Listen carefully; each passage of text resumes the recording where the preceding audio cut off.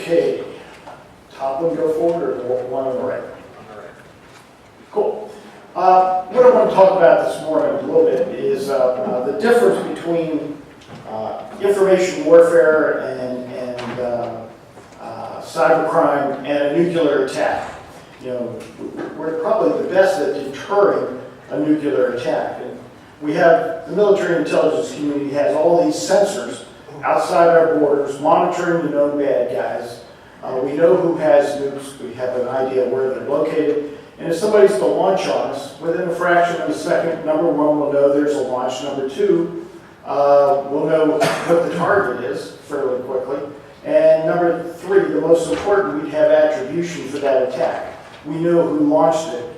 And we put all those some bitches on notice that if you launch a nuclear attack, we're going to annihilate you. That's a pretty significant deterrence. Cyber is different. Cyber, anybody can launch an attack. You connect it to the internet, you can do it from a cell phone, smartphone, and it can come literally from anywhere in the world. So you can't monitor the known bad guys.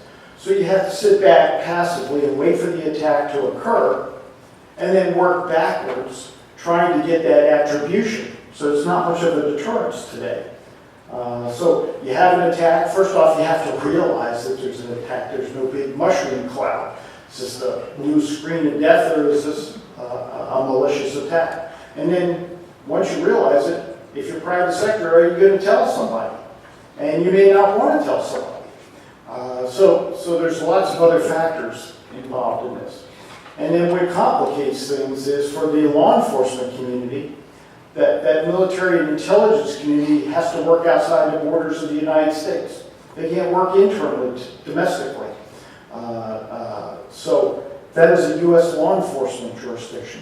So now law enforcement is going to be the first people you have to call if you have an incident. And then they have to use tools like search warrants, subpoenas, wiretaps, collecting evidence, working backwards after the fact. Much more difficult and time consuming. And speed counts. The bad guys are coming at us at almost light speed. And you know, our reaction time certainly is not real time. I mean, when we deal with the legal community, we're talking about a geocentric community. If you think about, anybody want to take a guess how many law enforcement agencies there are just in the United States? Call out a number. 30,000. 18,000 different law enforcement agencies. So you've got 18,000 kings around the world, around the U.S., and they run their own. I mean, I ran into one when I came on Gallaudet. They have their own police force. And so, you know, it's based on a piece of ground, a city, a county, a campus, a country.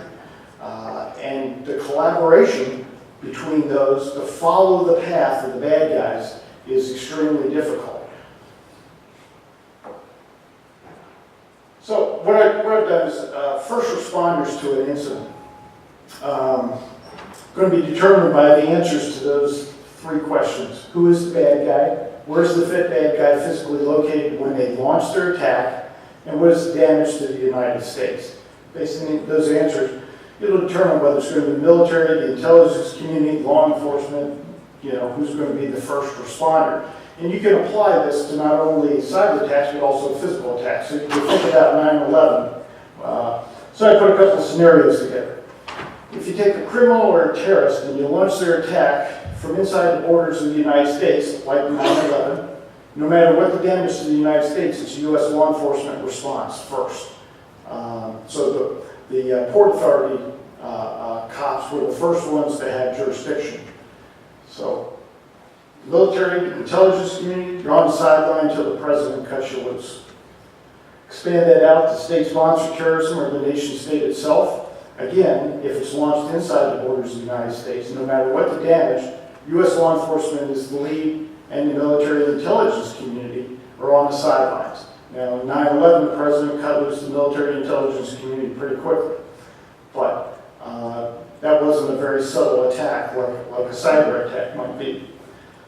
Take a terrorist and you launch an attack from international waters, third-party country, or even from their own nation state.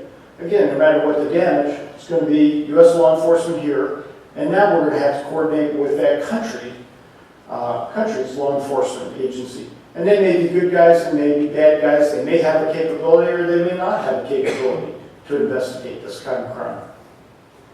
And then launched from their own state, have to be significant damage. And again, the military and intelligence community on the sideline until President Kutcher's National Command Authority. And then this is thermonuclear war, and we nuke them until they blow. It doesn't happen very often. So, investigative jurisdiction is an issue, and the bad guys take advantage by crossing multiple jurisdictions simultaneously. So, what's interesting about cyber is you can have multiple victims in multiple countries, in multiple jurisdictions, simultaneously with one event. That's mind-boggling for a sheriff's department to get their head around. I wanted to share with you the definition of cyber, because we use it all the time. And I had the opportunity back in '96 to work for Senator Sam Nunn. And I was assigned as detailed from my organization to the Permanent Subcommittee for Investigations. And so whenever you have hearings, you have to prepare your senator for the hearings. And he never asked questions that he didn't already know the answers to. Okay? So our job as the staff were to formulate the questions and have the answers. And so we had John Deutsch, when he was director of CIA, come in. And he was testifying on information warfare. And we had all these questions laid out for all the senators, John Glenn, Senator Lieberman. Well, all of a sudden, Senator Nunn says to John Deutsch, "What does cyber mean anyway?" And I want to tell you, they all kind of, and John Deutsch goes pale, has no answer, doesn't know what cyber means. Says, "Excuse me, Senator." He turns to his staff, and he's got all these senior intel guys sitting behind him, and they have a huddle for about 30, 40 seconds. And he turns around and he says, "Senator, I'll have to get back to you." So, this is kind of cool. The very next day, John Deutsch sends this letter to Senator Nunn. I can't read it, so I'll have to read it for you. It says, "Dear Senator, during yesterday's hearing on foreign information warfare capabilities, you asked a rather indelicate question. What does cyber mean anyway? I must admit that query caused a great deal of discomfort here. While everyone had used the term, no one had heretofore felt any need to know precisely what it meant.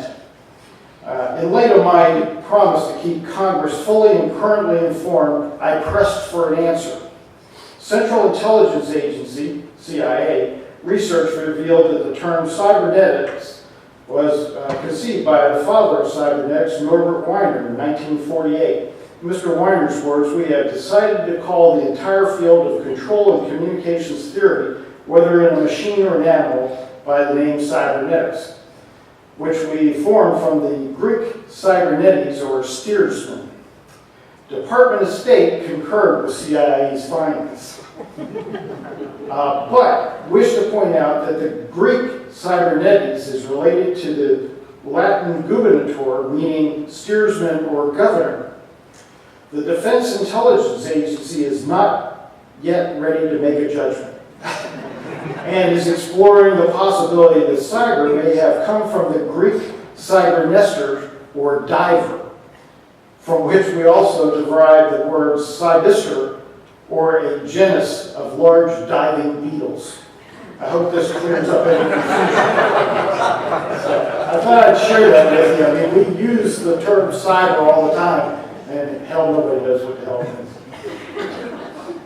Up at TC3, we have the world's largest accredited digital forensics labs and crime lab. And these are the kinds of devices that we have to deal with on a daily basis. Everything today has digital storage. Whether it's a game system, we average about 6 game systems a month for child pornography cases. They have a hard drive, you can connect it to the internet, and the bad guys use it to store their stash of child pornography. So you all probably have all these devices in your house, whether you're a child pornographer or not. The refrigerator we haven't gotten yet. Now, my boss makes me keep the picture up because he swears someday we're going to get a programmable appliance. And the bad guy's going to say, I couldn't have been at the crime scene last night because I was home getting a beer, check the log. The beer dispenser was debited by 1 beer, the temperature went up by 2 degrees, and that's my story, and I'm sticking to it, but we haven't got one yet. Everybody knows about DNA. DNA solves, about 95% of the cases on TV today, and also in about 10 minutes. But it's pretty limited. We don't use DNA that often. It's only used in about 1% of criminal cases. And it can only answer the who question. Whereas I think digital evidence is far more powerful because it can answer the traditional who, what, where, when, why, and how questions. Well, when we deal in digital evidence, we thought technology was going to be the killer. People using encryption, steganography, hidden writings, things like that. But it's just sheer volume that is the killer. We are packing more and more data in smaller and smaller devices, and we put these devices in everything we own, and it's just a killer to go through this. And we don't have a search warrant today that we don't seize at least 1 or 2 terabytes. I mean, that's just standard practice. And not unusual in a large fraud case to seize 50 or 60 terabytes. So volume's a killer. So I put this reference together, what that means. So if you took, 80 characters per line, 60 lines per page, you multiply that out, that's 4,800 characters on a page. There's 500 pages in a ream, you put 10 reams in a drawer, and you have a 5-drawer file cabinet. A 5-drawer file cabinet only holds 120 meg. So, so when we go through a terabyte, what we're talking about is 8,333 5-drawer file cabinets full of information. So the typical backlog for a digital forensics lab today is probably 8 or 9 months from the time you ship that case in until they ship you the results back. And I'll show you what ours are currently. And traditional labs, ballistics, chemistry, those kinds of labs, the backlog is about 6 months. So volume is the killer. Talk a little bit about our center. It is a national cyber center designated by President Bush back in 2007. And we're kind of in a unique space. We're military, so we have the military authorities. We do Homeland Security, so we have the Homeland Security authorities. We do a little bit of information assurance, computer security, so we have those authorities. But more importantly, what separates us from the military and the intelligence community and Homeland Security is the Title 18 crimes and criminal procedures. The first set of slides, law enforcement is going to be the first responder to a crime scene, a digital crime scene in the United States, whether that's a child pornography case or whether that's an intrusion or identity theft. We have an academy, about 45 instructors, and this is kind of a course map that we have. And the takeaway for this is that we have certifications in the Department of Defense. I guess it was in 2005, I was getting ready to move, and I was interviewing moving companies. And this one moving company came to me and said, you need to hire my company because our packers are certified. I'm like, wow. Your barber is certified, your beautician is certified, your plumber is certified, but forensic examiners and computer crime investigators anywhere are not. So we set up media collectors, the first guy at a crime scene, basically a crime scene investigation, how do you seize digital evidence, certification, a digital forensic examiner certification, and a computer crime investigator certification for the Department of Defense.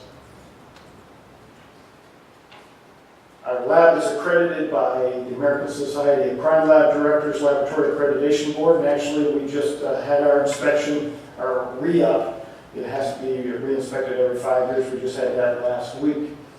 The first thing we do in the lab is we make a mirror image. We get the clone evidence, which is unlike biological evidence and chemistry, ballistics evidence. So you make a mirror image copy, a scientific copy, and then you go through it multiple times, not just go through it once. So you're looking for the hidden files, the deleted files, what's in the slack space beyond the end of file mark, and then trying to collect the evidence, the information that will either prove or disprove the allegation that's being investigated. And then we have to testify in courts. So we testify in about 60 to 70 different trials every year, both state and local military court-martials as well as international. This is how our lab is organized, and you don't care really about that except that we've kind of industrialized the process. So we have a team that all they do is take the original evidence and image it. So if it's a refrigerator, if it's an Xbox, if it's a wristwatch, their job is to get that mirror image copy of the data off of that device and pass it to the examiners who then do the processing. And then we divide the sections up based on case categories. So we have a child porn. Unfortunately, child porn is still the #1 computer crime in the world. Every law enforcement agency, if you have a computer crime investigator, 90% of their workload is child porn. And unfortunately, we have that issue in the Department of Defense as well. Intrusions is the hot one. We're trying to protect critical, sensitive information, just like you guys. And our unclassified information is at risk, just like yours is. Classified information, it takes an insider like Bradley Manning to compromise. This slide, kind of complicated, but it kind of shows the blue line is terabytes. So last year we processed 372 terabytes in 953 cases. The red line is the time it takes from the time we receive your evidence until we process it and put it back in the mail slot to send it back to the case agent. So the average is about 38, 39 days now. So we're really turning around pretty quickly for our customers. But the only way you can do that is with better tools and better processes, because you can't just keep adding examiners. Right now, we have about 100, 105 examiners doing the processing. In this particular case, this is an old case. Back in 1991, when I was the chief of computer crime for the Air Force, we got a phone call, and we had a dependent wife of an Air Force member in the Philippines off base, and she had been stabbed 42 times. The husband had an alibi. He was on base at the time of the murder. When 2 days, 3 days later, they went in and they interviewed the husband as a witness, not as a subject. And he walked around in his office, and he had a box on the floor. He reached into the box and he pulled out what appeared to be a single 5 1/4-inch floppy disk and a pair of pinking shears, and he began mutilating the diskette. Well, I talked to the agents later, and they said that the scissors were about this long and he was fending them off. I don't know about all that, but afterwards they went back and they picked up the pieces. And they called me and they said, hey, we're putting these evidence bag and we're shipping them to you because obviously there's something on there he didn't want us to see. So while they were in transit, I had no tools or techniques to recover the data, so I started collaborating with all the law enforcement agencies in DC. And nobody had a tool or technique, so the next step is to go to the intelligence community. So I went straight to NSA. Anybody here from NSA? Nobody wants to admit it. So I had to negotiate with their general counsel for a while, and finally they said, okay. So I had to come in, I had to raise 6 different groups. And both groups couldn't be in the room with the other group because one group's not allowed to know what the other group does, that kind of stuff. So briefed them and they all said the same thing. Well, we got theories on how to get that data, but we've never ever tested those theories. So what we have to do is put a lab together, get equipment, get people, get money. In about a year, we could test those theories. Well, meanwhile, our boy's been arrested for homicide and I have a speedy trial issue. So they said, try the private sector, they're far more flexible. Okay, so one of the discs was a 3M disc. So I went to 3M. They said, oh yeah, we can do that for you, and we'll do it for nothing. I said, wow, cool, now this contractor working for the government for nothing. So, sorry, God, this contractors. So this came in, and we started putting them together like a jigsaw puzzle, and what we found was that we didn't have one diskette, we actually had 2 diskettes. And if you notice, we didn't get all the pieces. We could tell that they were different manufacturers, and the Mylar was actually different colors, and that's how we could separate them. All but the 4 pieces in the middle we couldn't tell. So Vice President of 3M came in, and I showed him this photograph, and he goes, oh, I thought you meant they were cut in half. I said, well, you know, I'm only a knuckle-dragging cop, but I know that if you have 23 pieces and 2 diskettes, these some bitches ain't cut in half. But that's, you know, anyway. He said, well, can I have a copy of the photograph, take it back to my techies? I said, sure. So I gave him a copy of the photograph, and I'd never heard from 3M again. Next, we went to a couple of other data recovery, and nobody could recover it. Finally, called some buddies over CIA, and they said, yeah, we can get the data. But, there's always a but we don't testify. We're going to use classified techniques to recover the data, and we're not going to disclose those in open court. So we negotiated, I lost, so the plan is, we give them the disks, they recover the data, we go back to the bad guy and say, he knows what's on him. See, we got the data. If you confess, we won't go for the death sentence. I don't have to tell him that we can't use this evidence in court. So we're going to lie to the guy and try to get a confession. So we take the disks over to CIA. 2 weeks later, CIA calls and says, come get your damn disks. So what does that mean? Well, we can't talk about it over the phone. So we drive around the Beltway, my deputy and I had coaches. And we go in and say, okay, what's happening? So, well, we tried our 3 techniques and they didn't work. And we don't want the enemy to know that we can't do this. So that's why it's classified. Get the hell out of here. So we signed the evidence tags, and we picked up our disc, and we started back around the Beltway. So my deputy, Ed Cutchin, says, okay, you let all the big boys have a shot, are you going to give me a shot? I said, what are you going to do? He said, well, I'm going to scotch tape them back together. I said, you know, floppy disk, the head rides right on the Mylar. The seam is going to rip the rewrite heads off. He said, we won't know if we don't try. Okay, so we get back to the office and he whips out my laptop with my external 5 1/4 drive. He takes the disc, cuts it in quarters, tapes it on one side, 3M Scotch tape by the way, sticks it in the, he said, we're going to read it. I said, you're going to rip my rewrite heads off. He said, well, don't know. Okay, turned it on, and you could watch the vibration start to increase until you could hear the heads flying around on the inside of the chest.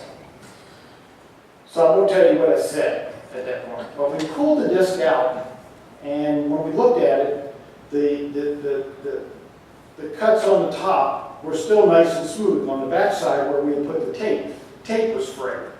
So we started brainstorming, and I said, well, we've got to figure a way to cover up that tape. So about 20 minutes later, I said, well, what if we take a second disc and we sandwich the tape between 2 discs, you know, and line up the timing hole, tape them together at the hub. Well, don't know, let's try. So we took one disc and we put the character A's on it, took the other disc, put the character B's throughout, and we cut the top one, put it back together, and then sandwiched it between, and then we did physical reads, and we were able to recover A's from the top platter, B's from the bottom platter. So now we had a technique.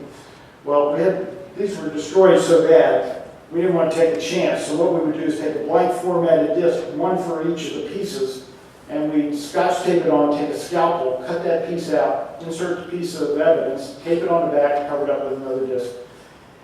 Recover that data, then you had to reverse the process to get the other side. So using that, we were able to recover anywhere from 85 to 95% of the data. Well, first off, they were wrinkled, so we had to iron them. So we tried all kinds of different things. What worked was we took a soldering iron, took a piece of brushed aluminum tubing and split the tubing over the element, the heating element, and put it on a rheostat so you could adjust the temperature, so 114 degrees if you want to do this at home. And then you just roll it, and when you rolled it, it didn't stretch the mylar and didn't distort the data. So that worked. But some of the pieces, there's no orientation, no outer edge or inner hub. So we had to figure out how to line stuff up. So we found this stuff called magnesite. It's a real fine ferrous powder. Suspended alcohol-based solution, shake it up, throw it on magnetic media. Powder lines up with the magnetized spots. Liquid evaporates, and you see tracks and sectors. Well, what you can see in those days with a magnifying glass, you could put things in place, tape them in place, and then clean it up with a little bit of alcohol. 3.5-inch biscuit, you end up having to do a microscope. So that worked. And we got about 85-95% of the data off each and every piece. And what we found was that his wife had actually divorced him and moved back from the Philippines to the United States. And we found the love letters that he was sending to her, saying how much he loved her and wanted her to come back and remarry him, which she did. And we got the date and time stamp off the file as well as the date off the letters. At the same time he was sending those letters, we found the letters he was sending to his Filipino girlfriend saying how much he loved her, how he hated his ex-wife, and all that. His Filipino girlfriend was interviewed, and on the 7th interview, she finally confessed that he had sent her a letter, probably a computer-generated letter, asking her to hire the hitman, which she did. And she'd obviously destroyed that letter, so we had her write the letter out the best she could recollect, and we found the last paragraph, just like she wrote out on one of the pieces. Once he was confronted, at this point he was maintaining his innocence. Once he was confronted with the evidence, he pleaded guilty, he confessed, pleaded guilty, and was sentenced to life in prison. And then we did a half-hour documentary on forensics files on Court TV back in 2005 on this. So lots of on-site support that we do as well. Besides the courts, when we invaded Iraq the first time, the Special Forces guys did not have an inherent capability to deal with digital media. So we created one of the courses in the course map. We developed a course, but that takes a little bit of time. So we train those guys before they deploy now. So I put a team together out of the lab, 2 investigators and 3 forensic examiners that actually deployed. And they were the first guys in, looking for the guys, weapons of mass destruction, and the guys on the deck of cars. Cybercrime Institute, I ran this right before I retired, and they do research and development of new forensic and investigative tools, and then they, most importantly, they do the forensic testing of tools so they can be used in an accredited lab. And then we make these tools available to anybody in government. Futures exploration, that's what I run now. And one of the projects we have is called CDFA. Because we have acronyms for everything. And that basically is a partnership. Unfortunately, I guess our problem is that digital forensics is such a new discipline, there are no standards. So we have standards within the Department of Defense, but everywhere else there are no standards. So anybody that comes to us, whether they're a government person or whether they're a contractor, we have to train them. And that gets pretty expensive. So when we hire a new forensic examiner, if they're a contractor, we're paying their salary while we send them to school and we give them a mentor, and then hopefully they don't leave and go to a competitor. So it costs us a significant amount of money and about a year's time frame to train a contractor as well as a government guy. So I had a young lady, really smart young lady, who got her bachelor's degree in digital forensics from Stevenson University. Now, this is not a knock on Stevenson University. Pretty progressive university up in near Baltimore County. And they're teaching digital forensics and postgraduate digital forensics. She takes this, gets her bachelor's degree, digital forensics, comes to work for me for about a year, then she moves over to the lab. She's been in the lab a year. She called me, I guess a month ago. She came down to my office and she said, Mr. Christy says, you know, I got my bachelor's in digital forensics and I got my master's this year in digital forensics. And I have been in the lab for a year and I haven't used a single thing that I learned in college in the forensics lab. She says, I feel like I wasted 5 years and tens of thousands of dollars. So I told her about this program, CDFA. What CDFA basically is a partnership with DC3 and academia to meet certain standards and teach certain things so that when someone graduates, they hit the ground running. I don't have to train them. They can test out of our prerequisites and hit the ground running. Well, digital forensics goes across the gamut. So all these different disciplines need digital forensics, including e-discovery for the attorneys. So what we're trying to do is set a standard for digital forensics to be taught by academia. And it's not just young kids that we're trying to get excited. The high school level, to pick a school that's going to teach certified digital forensics, but also the retooling of the workforce. We have a program that we're working with, the Wounded Warrior program in Mississippi State University. They have a grant to teach digital forensics to wounded warriors to give them a new career. So we're going to work with Mississippi State to make sure they're teaching the right stuff so that these guys can get a job. And I'm working with the International Association of Chiefs of Police to get them jobs once they get trained. So these are the original, we're in a pilot phase right now. These are the colleges and universities that have signed up and signed the charter. And then the American Academy of Forensic Science, Forensic Science Education Program Accreditation Commission has also signed up and is on board with this. And we've got several colleges and universities that are really interested in jumping on this. So I'm not going to bore you with all the details. But it starts at the 2-year level, goes to the 4-year level, and then into postgraduate with research and doctorals and things like that. So benefit for everybody, not just DoD, not just the government, but this will benefit the private sector and the educators as well. Conferences and training. I put on a conference as well, and how many of you are in the government or work for the government? Okay, you are all eligible to attend this conference. We're coming up on our 11th year for the DoD Cybercrime Conference. It's in Atlanta. And there's 3 major disciplines that we're looking at. We're looking at the system administrators, information assurance folks. For me, there are victims and our sources, the investigators, forensic examiners who run the investigation, and the prosecutors who have to prosecute them or give you legal advice on what you can and what you can't do to keep you, to limit your civil liability. We had about 1,200 folks that attended last year. Also have a classified session. I bus everybody over to another venue and give them a cyber threat briefing. And then I also put on hands-on forensics training. I'll deploy about a 250 node network and have, I think we had 44 separate courses, 18 courses taught 44 times, I think in 1 and 2 day scenarios, which is really cheap. I think for commercial, I think it was $800 for 8 days. That included 4 days of hands-on forensics training as well as our conference.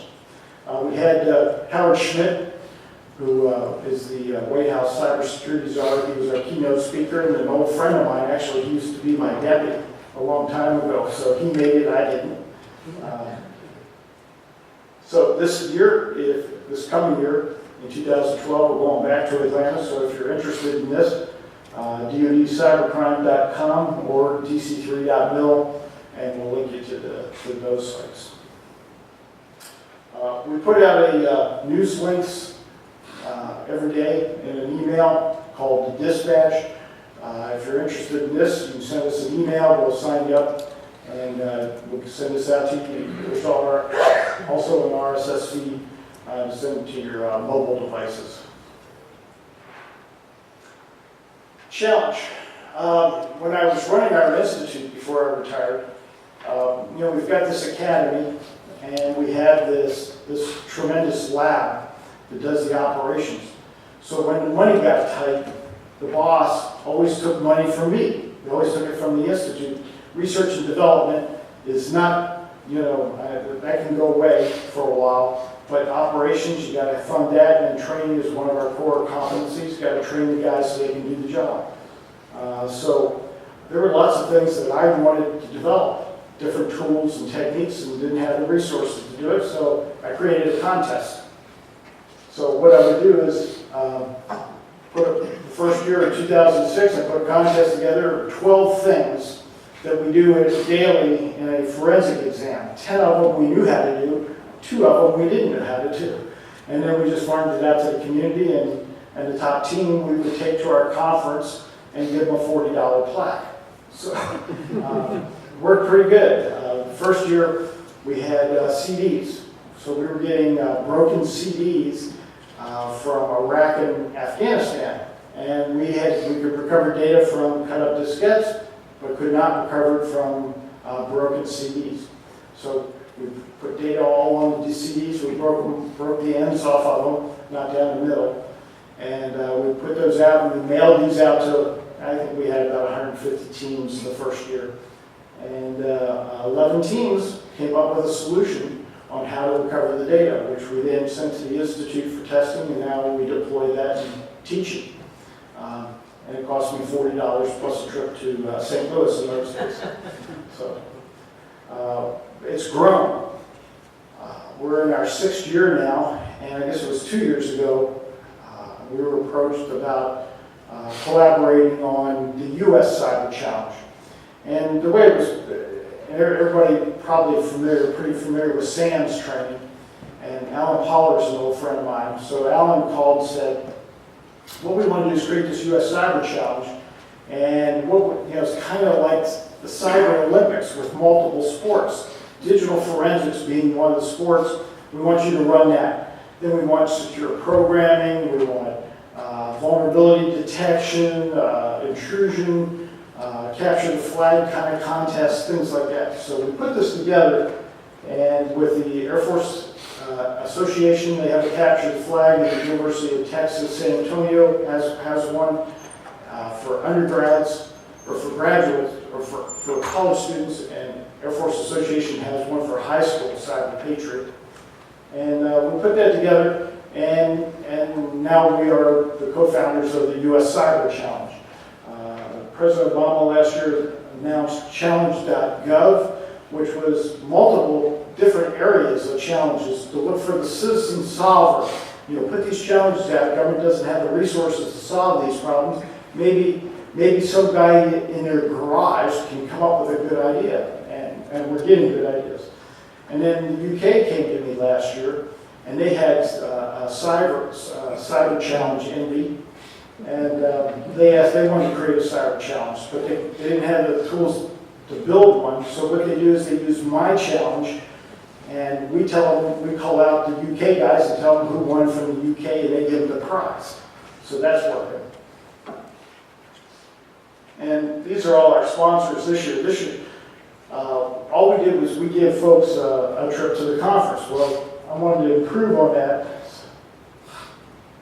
And so all these folks are now providing hardware, software, and internships to different winning categories of teams.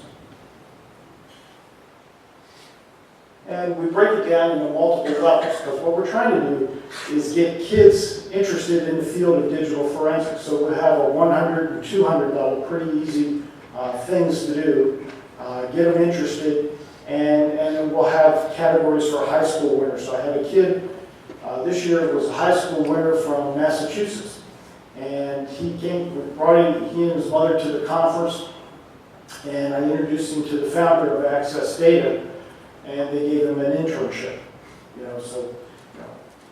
Pretty cool stuff. It's kind of fun to watch. Then the 400 500 series stuff, things we don't know how to do. We may need a tool developed. So we'll build a test bed, we'll test the tools, and the government gets the free use of the tool, and the winner keeps the intellectual property and can sell it to everybody else.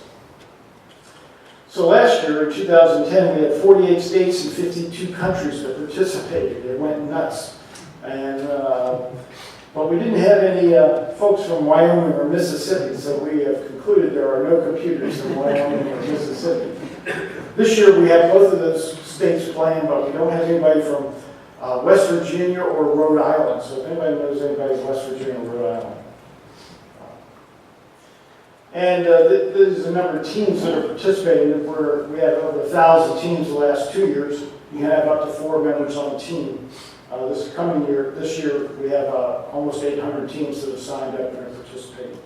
And we're getting solutions set early. So we have already surpassed the number of solutions this year than we had all last year. So these are our winners from last year. I can't tell you some of the stories about the Montana team, but see me afterwards, I'll tell you all the stories. So that concludes my briefing. I know you guys are going to have lunch, and if you have any questions, I'm glad to take some questions.